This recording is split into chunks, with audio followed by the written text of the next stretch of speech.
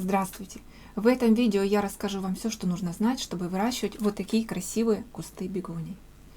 Я выращивала много разных растений и с уверенностью могу сказать, что декоративно-лиственные бегонии – это самые простые выращивания растения, которые я знаю. И наиболее подробно я хотела бы остановиться на самом главном факторе, который влияет на успешное выращивание. Это субстрат. Нельзя выращивать бегонии в земле для бегоний. Мы выращиваем свои бегонии в профессиональном субстрате. У нас есть на канале несколько видео о том, как научиться выбирать профессиональный субстрат, какой субстрат используем мы. И я вам сейчас не порекомендую ни одной из марок, потому что если вы живете в другой стране, у вас эта марка может не продаваться, у вас продается что-то другое, хорошее, качественное. Или же если вы живете в одной стране со мной, то через год, через два, если вы будете смотреть это видео, те субстраты, которые сейчас есть в продаже, уже могут отсутствовать и будут продаваться совсем другие. Поэтому неважно, какой марки субстрат, главное, чтобы он соответствовал нашим требованиям.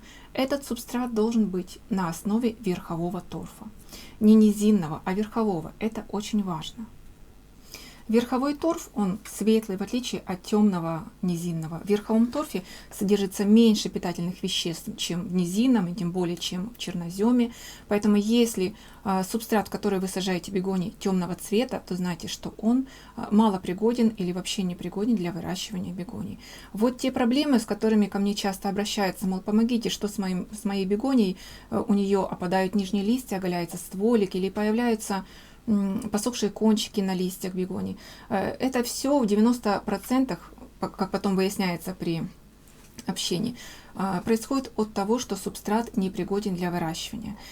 Я понимаю, конечно, что когда человек приходит в магазин, где продаются субстраты, он рассчитывает за свои деньги получить качественный субстрат. Он смотрит, написано «земля для бегоний» или «субстрат для бегоний». Он думает: о, это мне подходит, мне же бегонии нужно пересаживать. Бегониям не нужно много питательных веществ. Им не только не нужно, им это вредит. Избыток питательных веществ обжигает корни бегоний, корни погибают, и поэтому появляется и потеря листвы, оголение стволика, и вот эти посохшие кончики. Это отнюдь не, бывает по-другому, но чаще всего это не зависит от того, что у вас влажности воздуха, например, не хватает.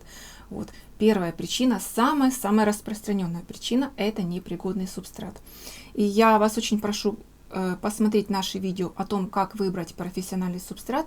Я ссылки на подборку этих видео приведу внизу под видео. Если вы смотрите меня в YouTube, то сразу под этой картинкой, где вы меня сейчас видите, внизу увидите информация о видео или описание видео. Как-то так этот раздел называется, и там будут эти все ссылки. Если вы смотрите меня на мобильном телефоне, то под этой картинкой, которую вы сейчас видите, внизу будет справа такой треугольничек, на который нужно нажать, чтобы открылся раздел описания к видео. Если же вы меня смотрите не на YouTube, а, например, в какой-нибудь соцсети, там ВКонтакте, в Одноклассниках, то эти ссылки вы не увидите, пока не перейдете на это видео на YouTube. Перейти можно таким образом. В этом месте будет такой значок YouTube, красно-белый, написано YouTube. Нажмите на этот значок, и вы попадете на наше видео, где потом уже сможете увидеть все эти необходимые ссылки. Проблема для некоторых покупки профессионального субстрата заключается в том, что профессиональные субстраты продаются только в больших упаковках. 100 литров, 150, 250, 300. И обычному любителю цветов столько, конечно же, не нужно, его негде хранить, этот субстрат. И поэтому люди покупают что-то в мелких фасовках, а оно как раз нам не подходит чаще всего. Что же делать, если вам нужно небольшое количество субстрата, и вы понимаете важность использования профессионального субстрата? В таких соцсетях, как Одноклассники, ВКонтакте, Facebook, Instagram, а также, может быть, вы посещаете цветочные форумы, вы найдете людей, которые собирают, так сказать, как это называется, общий заказ или совместная покупка, набирают желающих, кто хочет купить с ними в складчину мешок профессионального субстрата. И этот организатор покупает мешок, расфасовывает кому сколько, кто сколько заказал литров субстрата и рассылает вам. При этом неважно, в каком городе вы живете, транспортная компания вам доставит в любой населенный пункт. Так вот, вот эти проблемы, такие как опадание нижней листвы, оголение стволика, посохшие кончики листьев или какие-то пятна на листьях, в 90% случаев это некачественный субстрат. Но также такие же симптомы могут возникать при недополиве или чрезмерном поливе, при переудобрении. То есть все эти причины приводят к отмиранию корней, а уже после того, как начинается проблема с корнями, мы видим и потерю листвы, и всякие пятна на листьях. Теперь о поливе. Каких только ситуаций не бывает. Вот на днях мне написала одна женщина: Елена, как мне подружиться с бегониями? Они у меня все погибают. Я покупаю, они у меня погибают. Я покупаю новые у другого человека, они у меня погибают. Что я делаю не так? Я уже и жду, когда субстрат полностью высохнет, и поливаю по 1-2 чайной ложки воды, и все равно они у меня погибают. Ну, вы уже, наверное, догадались, почему они у нее погибают. Оказывается, ей продавец бегоний когда-то сказал, что их нужно поливать по чуть-чуть. И по чуть-чуть это такое, в общем, абстрактное понятие, но эта женщина поняла его очень по-своему. По чуть-чуть это значит 1-2 чайных ложки. Ну, как бы она их просто засушивала, и, естественно, они у нее погибали. Если у вас есть дома какая-то бегония и какая-то фиалка, вот просто возьмите листики и сравните, насколько отличаются они по толщине. У фиалок, например, листья такие потолще, а у бегонии совсем тоненькие. Им негде хранить влагу, поэтому если я фиалки поливаю, там, скажем, в среднем через 2 дня, то бегонии мне приходится поливать через день или каждый день, ну, в зависимости там, от погоды, от других факторов, о которых я расскажу ниже. То есть бегонии нельзя засушивать, нельзя доводить до потери тургора, то есть до увядания листвы нельзя доводить, потому что потеря тургора, повявшие листочки, уже нам свидетельствует о том, что кончики корней отмерли. Если у нас будут постоянно отмирать кончики корней, то постоянно состояние корневой системы будет ухудшаться. Естественно, мы это снаружи тоже на кусте увидим. Все эти опадающие листья, пожелтение и так далее. Итак, сколько же воды нужно выливать в каждый горшочек? Как определить? Я вот здесь взяла два молодых растения, чтобы вам показать, на каком этапе поливаю я. Вот сейчас, Паша, увеличь, пожалуйста, тут мне нужен крупный план. Нужно дождаться подсыхания лишь верхнего слоя субстрата. Вот посмотрите, верхний слой субстрата уже сухой, светлый, видите? Видно на камере? А если мы посмотрим на низ, то видны там капельки влаги? Да. Вот, у меня тут еще чуть-чуть более показательный есть малыш. Ну, это клубневая бегония, но мне главное показать вам, на каком этапе пора поливать. Итак, смотрите. Здесь у нас субстрат сухой сверху, да? Видно? Угу. А снизу вот очень хорошо видно, что там еще испарина, и нижняя часть субстрата еще влажная. Дожидаться, пока полностью все высохнет, не нужно. И влить воды в любой горшочек или стаканчик, в любую емкость с растением нужно столько, чтобы эта влага через несколько минут через 15 соединилась, то есть равномерное произошло увлажнение, но не было этой влаги больше, чтобы она не выступила через дренажное отверстие. Если вылилась вода через дренажное отверстие, то, возможно, вы слишком много воды налили. Если это сделать 1-2 раза, ничего страшного. А если так делать постоянно, то это может привести к переувлажнению, в дальнейшем к проблеме с корнями и, как следствие, с потерей листвы, с пятнами на листьях, с потерей декоративности бегонии. Теперь о том, как часто поливать. Сколько раз в неделю поливать, так спрашивают начинающие. Невозможно ответить с математической точностью на этот вопрос, потому что просыхает даже одно и то же растение, оно просыхает по-разному в зависимости от времени года, в зависимости от температуры и влажности воздуха и от других факторов. Поэтому просто смотрите, подсох верхний слой субстрата, значит, пора поливать. А теперь о том, какой водой поливать. Мы снимали видео о поливе дождевой водой, еще какой-то водой. Все эти видео вы можете найти, воспользовавшись поиском по каналу. Тут Павел мне подсказывает, что не все люди знают, где поиск по каналу. Ну, то есть все знают, где поиск по всему ютубу, но не все знают, где поиск по каналу. Если вы не можете найти, где находится поиск по каналу, то тогда пишите в поиске, в графе поиска на ютубе, пишите название нашего канала Павел Еникеев, запятая, и ключевое слово, которое вас интересует, там, допустим, полив, или вода, или субстрат. Вот. И таким образом находите все наши видео. Мы поливаем водой из фильтра обратного осмоса.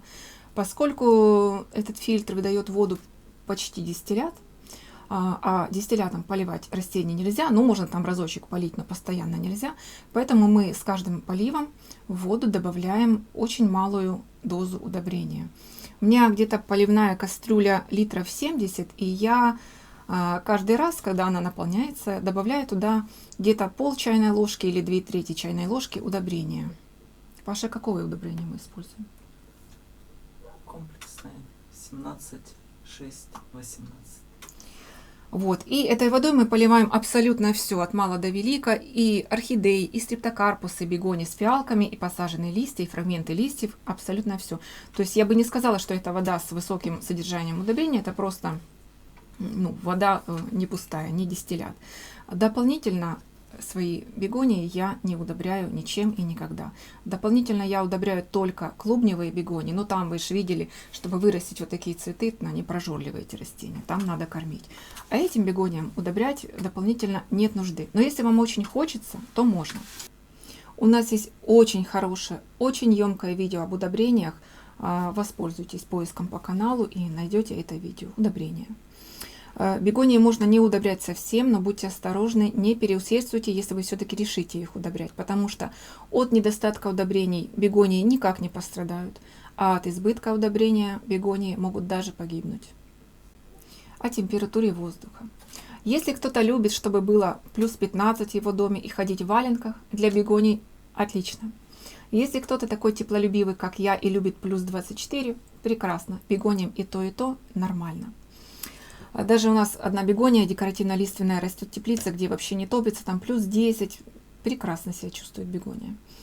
Но вот выше плюс 26 это, конечно, уже тяжело и для бегоний, и для всех остальных растений. Но я думаю, что в наше время, когда уже в каждом доме, в каждой квартире есть кондиционер, это не проблема. У нас все растет под кондиционерами, поэтому у нас такой жары в доме не бывает. Теперь о влажности воздуха. И здесь такой существует миф о том, что бегонии очень любят повышенную влажность воздуха. И те люди, которые не придают значения качеству субстрата, они выращивают в непригодном субстрате, и у них появляются вот эти все проблемы, как оголение стволика, падение листьев, пожелтение, посохлость. Они все списывают на то, что у них не хватает влажности воздуха. Но на самом деле бегонии не любят повышенную влажность воздуха. Им достаточно нормально 50-60%, может быть и 40% нормально будет. Я просто при еще меньшей влажности воздуха их не выращивала, ничего сказать не могу. Думаю, там, наверное, уже не очень. Но 50-60% это как у нас у всех в квартирах. Это просто оптимально для бегоний. А вот с более высокой влажностью воздуха уже стоит подумать, как бы бороться, потому что бегонии при повышенной влажности очень склонны к различным гнилям. И если так получается, что, например, осень, затяжные дожди, туманы и влажность воздуха, она и на улице повышается, и у нас в квартирах тоже повышается, особенно если растений много, и каждое растение испаряет, и из горшков испаряется поливная вода, то влажность, конечно, повышается, бывают такие проблемы. Тогда как, профилактически позаботиться, чтобы не было никаких гнилей. Вот когда у бегоний появляются цветочки, то нужно следить. Нужно следить, чтобы на листьях не было вот этих осыпавшихся лепестков, потому что при высокой влажности воздуха эти лепестки начинают гнить, и потом на листьях бегоний появляются дырки, может даже весь лист сгнить, поэтому вовремя удаляйте. Можете вообще даже не давать им распускаться, просто вот увидели, цвести собралась бегония, просто профилактически быстренько прошлись, все цветоносы сняли, чтобы потом не было такого, что вы не уследили и какие-то вот, видите, лепесточек туда попал, он там держится хорошо и может там загнить. Вот, и еще очень важно для профилактики различных гнилей расставлять бегонии очень просторно. Мои бегонии стоят сейчас так вместе только для того, чтобы мы сняли красивое видео. А когда они стоят на своем месте на полках, то они вот на таком расстоянии друг от друга стоят. Вот это минимальное расстояние. Они могут еще дальше друг от друга стоять. То есть они не соприкасаются друг с другом листьями. Потому что если они будут соприкасаться листьями, там будет уже труднее, так сказать, гулять в воздухе, и там будет очень уютно для всяких гнилей. Как часто пересаживать бегонии? Меня вчера спросили, раз во сколько лет нужно пересаживать бегонию? Я ответила, конечно же, 2-3 раза в год. То есть не раз во сколько лет, а несколько раз в год. Потому что, когда вы используете качественный субстрат, у вас они настолько быстро растут, у вас они растут просто на глазах, и их постоянно нужно пересаживать, омолаживать. И сейчас я вам покажу. Вот эта бегония, на первый взгляд, кажется такой идеальной, но ее, как и, впрочем, и эту тоже, уже пора омолаживать, потому что листикам новым уже некуда расти. И можешь приблизить?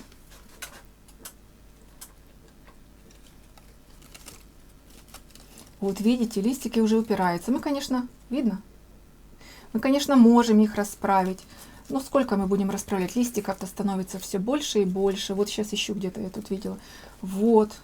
Листиков становится все больше и больше. Я хоть и сажала сюда одну детку, но здесь уже, вот, смотрите, сколько. Как разросся куст. Из одной детки сколько кустиков получилось. Поэтому такое растение, ну, как бы не критично сейчас омолаживать, но уже пора. Вот через месяц это уже будет критично, поэтому лучше не доводить.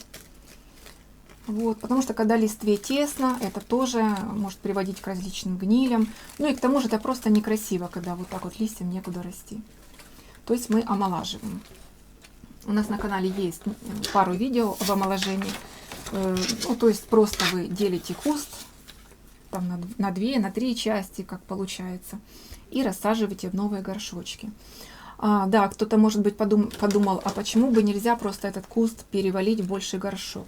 Дело в том, что у каждого сорта бегонии есть свой предел размера. Вот это вот уже максимально взрослое растение. Видите, у него листья не крупные, что свидетельствует о его миди-размере. То есть эта бегония не бывает огромной. Такой вот компактный сорт.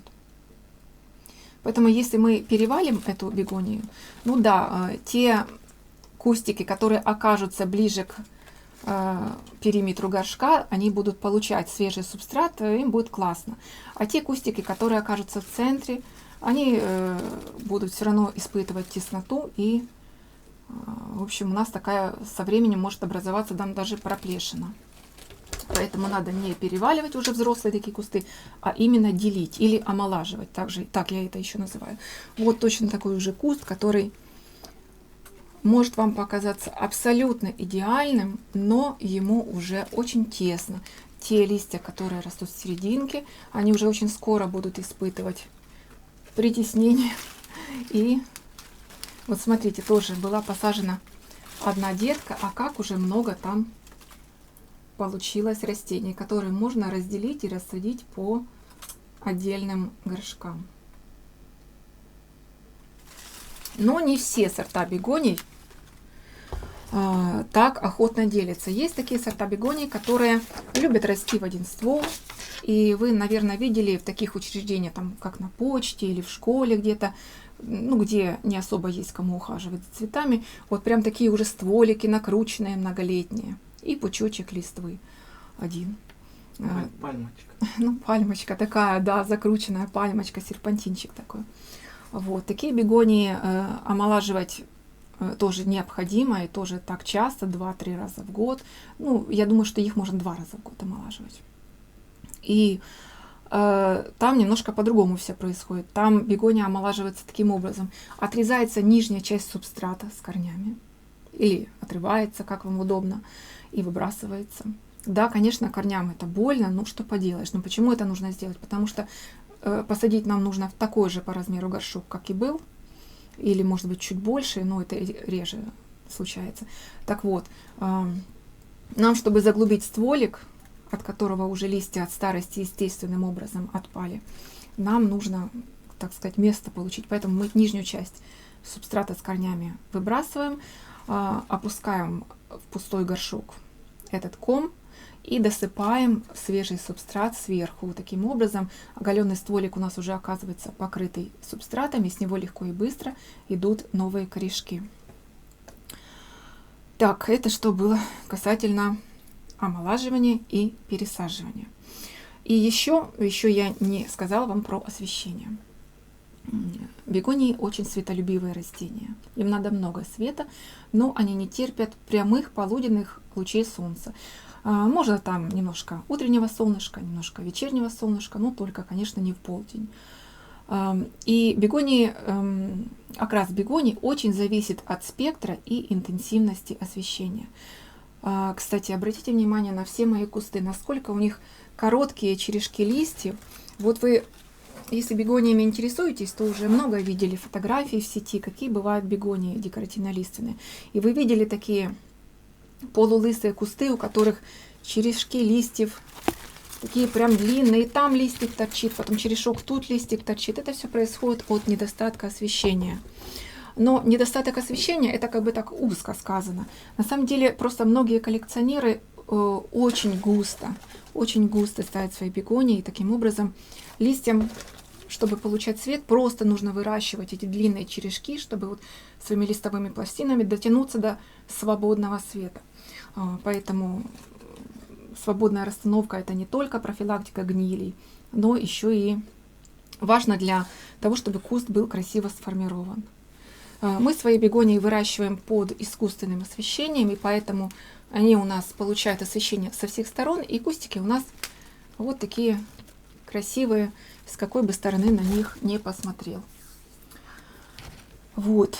Да, у нас когда-то здесь, в этой теплице, где я сейчас сижу, росла бегония, где-то полгода она здесь жила, конец лета, осень и начало зимы. И во все эти времена года у нее вырастали новые листья, и они все были очень разные между собой. Те листья, которые зародились и выросли летом, они были черные, просто черные, без всяких пятен. Те листья, которые уже осенью зародились и выросли, они были окрашены черные с красными пятнами. А те листья, которые зародились и выросли зимой, они уже содержали в себе третий цвет, зеленый. Вот, видите, наверное, вы тоже встречали и удивлялись фотографии, допустим, одного сорта, выращенные разными коллекционерами, насколько один сорт может выглядеть по-разному. Еще я хотела бы сказать, что бегонии со светлыми листьями, вот как эти, они чуть-чуть меньше требуют освещения. Но это дело вкуса. Вот что получается, если интенсивность высокое освещение? У них появляется румянец. Кому-то это нравится, это мне не очень нравится, потому что я думаю, ну раз она уже родилась, у меня такая беляночка, то вот пусть она такой и будет. Но кому-то может нравиться, чтобы вот эти все светлые места стали розовыми. Это просто добавьте света или поставьте на окошко, где там западное солнце или восточное солнце попадает, и появится розовинка. А вот такие темные, черные бегонии, они красивее всего даются, когда интенсивность максимальная. Богаче всего окрашиваются они при высокой интенсивности освещения. Вот. Это все, что я хотела рассказать о бегониях. И я думаю, вы поняли мой главный месседж этого видео. Это то, что самое главное, самое важное для успешного выращивания бегоний — это правильный субстрат. И я вас приглашаю пойти в описании к видео и посмотреть наше видео о том, как научиться выбирать подходящий субстрат. Если у вас есть какие-то вопросы по выращиванию бегоний, напишите их, пожалуйста, в комментариях, мы будем разбирать. И, пожалуйста, делитесь нашими видео со своими цветочными друзьями, потому что, когда мы видим такой отклик, то это просто заряжает нас, и нам хочется еще больше рассказывать всего, что мы знаем о растениях.